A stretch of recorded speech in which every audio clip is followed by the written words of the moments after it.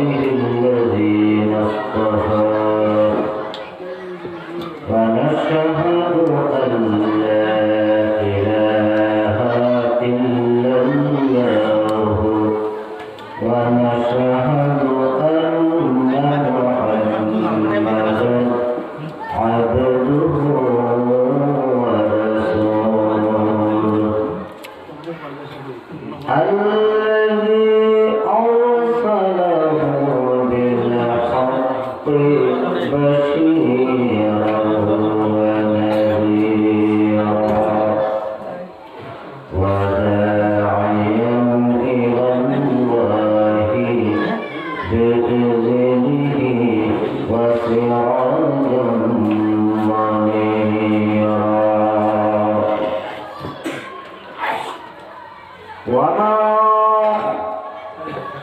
خلقت الجن والإنس إلا ليعبدون إن الله وملائكته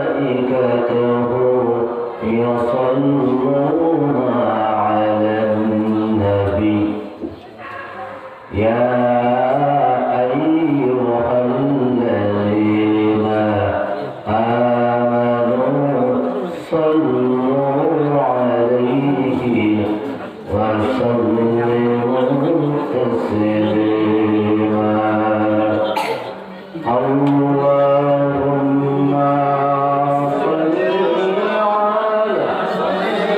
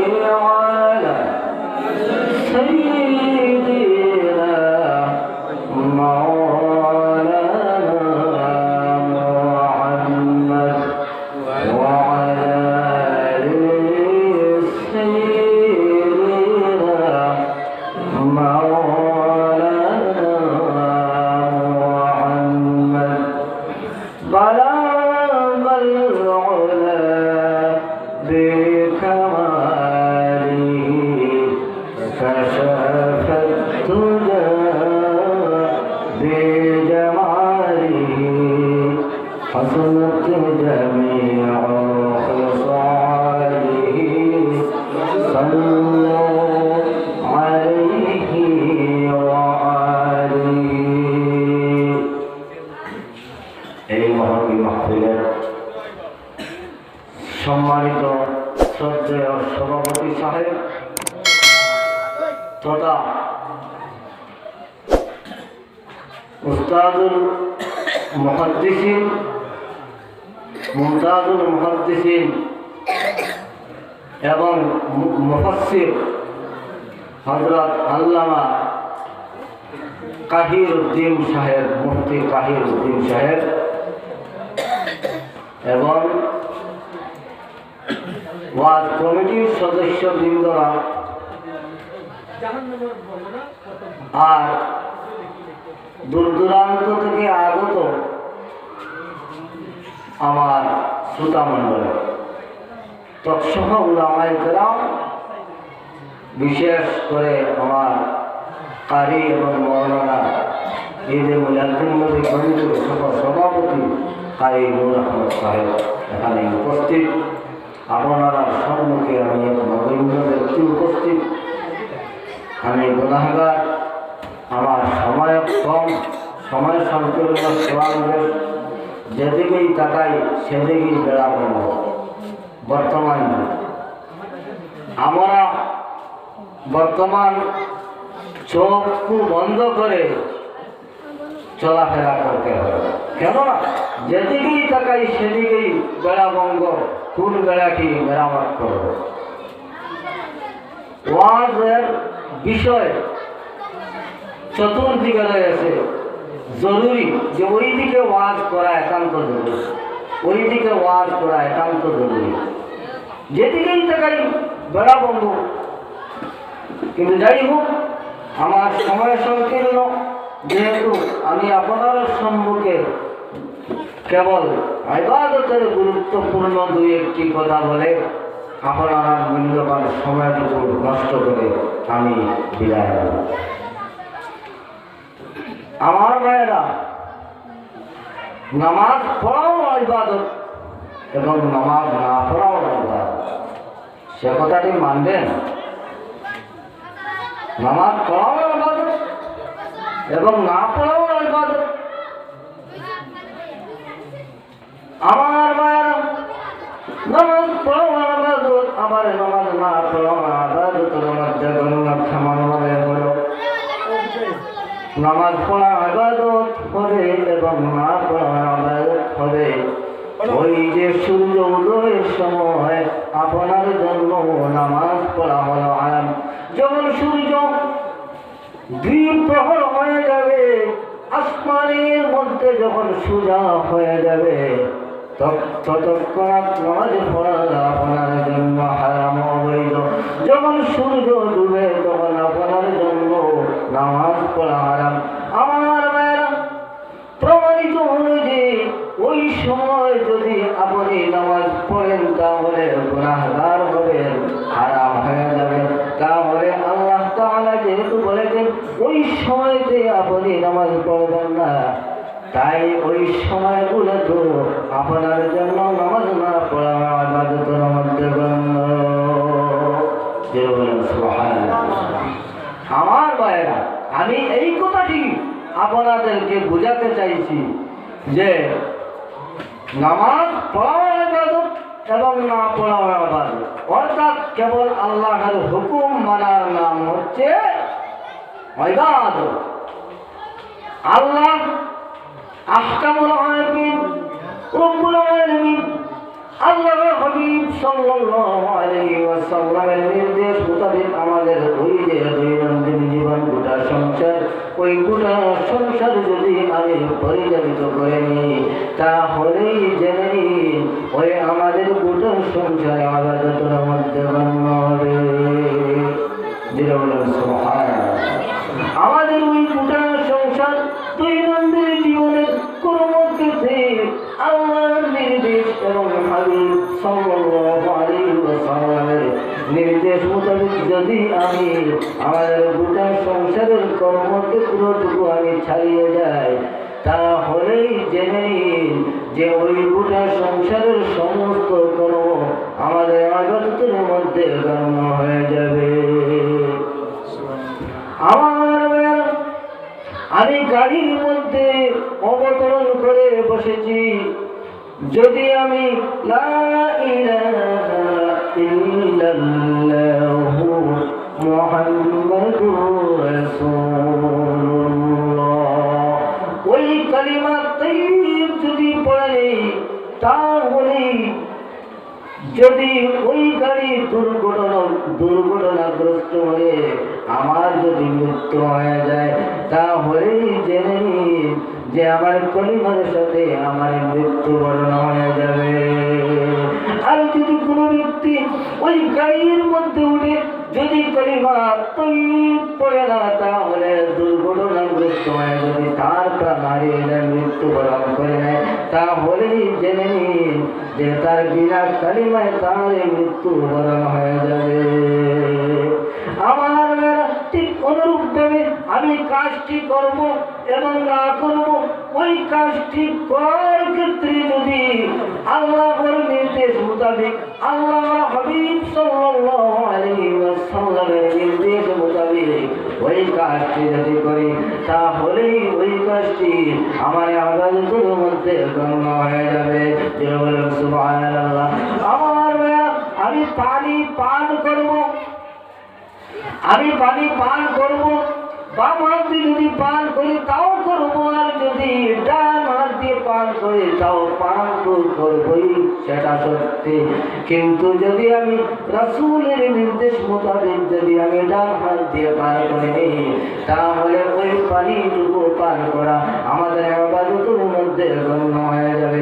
আমার ভাইয়েরা, আমি লেট্রিনের মধ্যে পায়খানার মধ্যে যাবো, সেটা বাস্তব, যাবই তো যাবো, কর্মটাই তো করবো, কিন্তু ওই কর্মটাই যদি আল্লাহর রাসূলের নির্দেশ মোতাবেক করে তাহলেই জেনে নিন সেটা পায়খানা করা হবে না, লেট্রিন করা হবে না, সেটা ওই ইবাদতের মধ্যে গণ্য হয়ে যাবে। আমার ভাইয়েরা, কোরআনের মধ্যে রব্বুল আলামিন বলেন, ওয়া মা খালাকাতুল জিন্না ওয়াল ইনসা ইল্লা লিয়াবুদুন। আমি জিন এবং ইনসানকে আমি ওই দুনিয়ায় প্রেরিত করেছি কেবল আমারই ইবাদতের জন্য, কেবল আমার ইবাদত করার জন্য, আর কোনো কিছু করার জন্য আমি তাদেরকে সৃষ্টি করি নাই। আমার ভাইয়েরা, যদি আমরা খালি নামাজ এবং রোজা এই সকল বস্তুকে যদি ইবাদত বলে ধারণা করি তাহলে দৈনিক 24 ঘন্টা কি আমরা শয়তানের গোলাম না আল্লাহর গোলাম?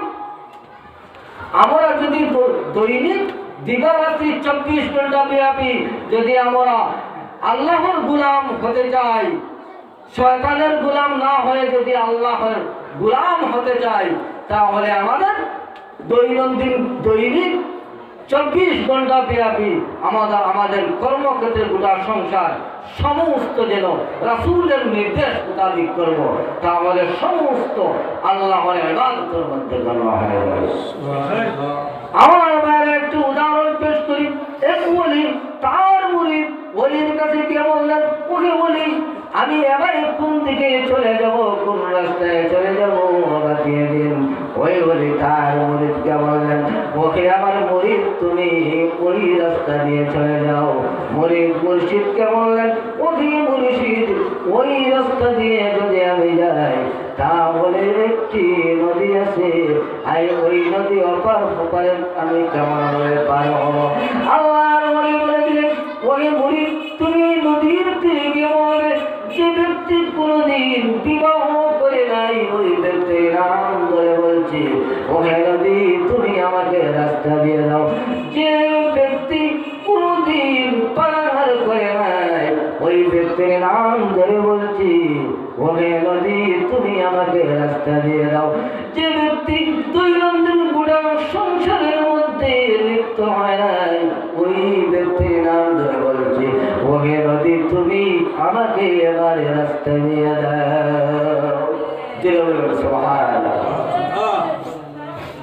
ওই যে ওলির স্ত্রী পরবর্তী সে ঝগড়া লাগিয়ে দিল স্বামীর সাথে, ওহে স্বামী আপনার মুরিদকে কেমন বললেন মিথ্যা, আপনি তো বিবাহ আমাকে করেছেন, তাহলে আপনি বললেন কোনোদিন বিবাহ করেন নাই, আপনি তো আপনার ছেলে মেয়েদেরকে দৈনন্দিন জীবনযাত্রা গোটা সংসার ব্যাপী কর্মক্ষেত্রে চালাচ্ছেন, তাহলে আপনি কেমন ভাবে বললেন যে আপনি গোটা সংসার করেন নাই?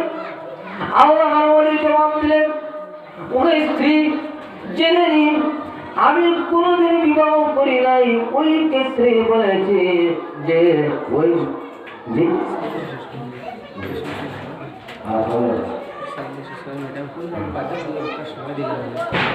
আমি ওই আমার মুরিদকে এজন্যই বলেছি যে আমি কোনোদিন বিবাহ করি নাই, সত্যি বলেছি, মিথ্যা নয়। কেননা আমি তোমাকে বিবাহ আমার খাহেশের জন্য করি নাই, আমার খাহেশ মেটানোর জন্য করি নাই। ওই স্ত্রী জেনে নিও আমি তোমাকে বিবাহ করেছি কেবল আল্লাহর রেজামন্দি লাভের জন্য, আল্লাহর নির্দেশ ফরজ কিংবা সুন্নাত পালনার্থে আমি তোমাকে বিবাহ করে নিয়েছি। আমি তোমাকে বিবাহের উদ্দেশ্যে বিবাহ করে নাই, একমাত্র আল্লাহর নির্দেশ পালন করার করণার্থে আমি তোমাকে বিবাহ করেছি।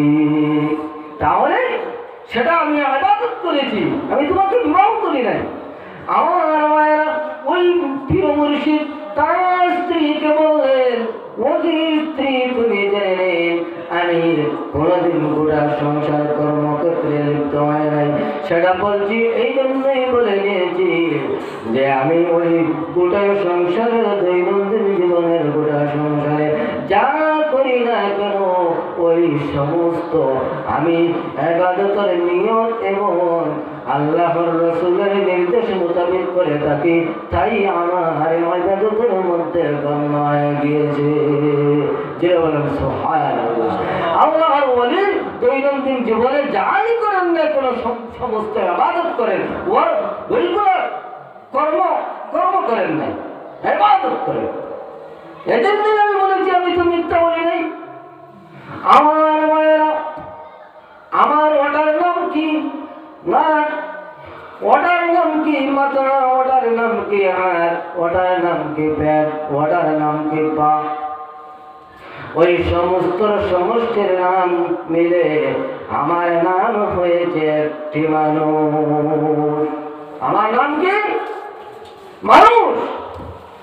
আমি মানুষ হয়েছি, মানব হয়েছি কয়েকটি অঙ্গ প্রত্যঙ্গের মাধ্যম নিয়ে। যেমন ভাবে কয়েকটি অঙ্গ প্রত্যঙ্গের মাধ্যম নিয়ে আমি একটি মানবের তৈরি হয়েছে, ঠিক তেমনি ভাবে ওই যে ইবাদত দৈনন্দিন জীবনের কর্মক্ষেত্রে ওই যে গোটা সংসার আমরা চালিয়ে যাই, ওই সমস্ত ইবাদতের মধ্যে গণ্য হবে। কেবল নামাজ, কেবল রোজা ইবাদত নয়, ওই দৈনন্দিন গোটা সংসার ইবাদতের মধ্যে গণ্য হয়ে যায়। যেটা বলেন সুবহানাল্লাহ। আমার